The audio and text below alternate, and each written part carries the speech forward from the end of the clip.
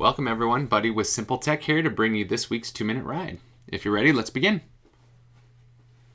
The first step in creating a new user account in Mac OS X is to open your system preferences. Like all things on the Mac, there are multiple ways to do so. The easiest is to locate your dock. Mine's hiding on the left side of the screen, or up in the Apple menu located in the top left of your screen. Go ahead and open your system preferences. As you can see, once you open the system preferences, there are a lot of different options. You can find the user in groups option on the beginning of the 4th row. Once you open user in groups, you will see a list of user accounts. In my particular case, you can see I have a total of 3, including the guest user, and we will be adding one more.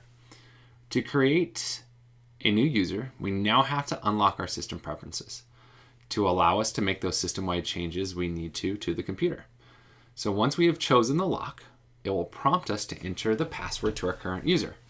As long as it is an admin account, you'll immediately notice that all the options previously grayed out are now black and usable. After you've entered your password, the next step is to locate the plus symbol located towards the bottom left, just above the lock symbol we just clicked a minute ago. Standard accounts, as you can see, is the default option when setting a new user. Another option you may consider is administrator. It just really boils down to what kind of access to system-wide changes you want that user to have.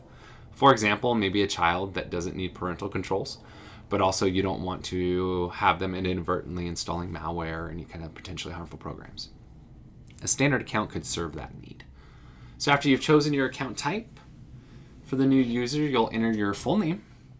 It'll default to what the account name is. You'll enter your password and verify, and if you need a hint, you will type that in. And then you will create that new user.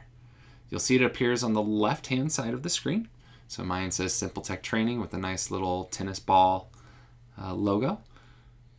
And also, if you have fast user switching enabled, in the top right-hand corner of your screen, you will see it now comes up in your user list. So if I were to choose that, I would now have that option to go ahead and enter the password to the SimpleTech Training user, and then it would allow me to finish that setup process for that user and log in and use it like anything else.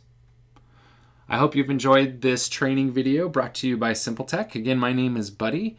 Thank you for joining us, and please provide us your feedback below in the comments, and keep letting us know how we're doing, because we're doing this for you, our users, and hopefully you get more out of your computer and out of yourself. Thanks. Hope to see you again soon.